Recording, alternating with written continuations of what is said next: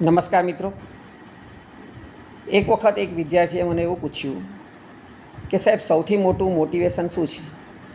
ત્યારે મને કહેવાનું મન થયું કે સૌથી મોટું મોટિવેશન એટલે તમારી પરિસ્થિતિ, તમારે હાલાત, જે તમારી પરિસ્થિતિ છે તે જ સૌથી મોટું મોટિવેશન છે અને એનાથી જ તમે આગળ વધી શકો છો.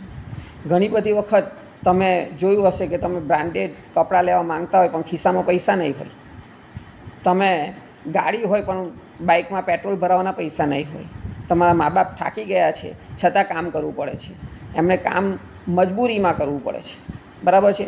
આ બધું જોઈને તમને ઘણી બધી વખત ગુસ્સો આવતો હોય અને એટલો બધો ગુસ્સો આવે કે ગુસ્સો ક્યાં કાઢીએ એમ થતું હોય. પણ આ બધો ગુસ્સામાં તમારે શક્તિ વેડફવાની નથી. આ શક્તિનો ઉપયોગ તમારે પોઝિટિવ કાર્ય માટે કરવાનો છે. અને એ કહેવાય છે કે તમે જેટલું કામ સારું કરશો એટલું જ તમારું નામ થશે, પૈસા મળશે. એટલે કે કામ એવા કરો કે જેથી નામ થાય અને નામ એવું કરો કે જેથી કામ થાય. Thank you.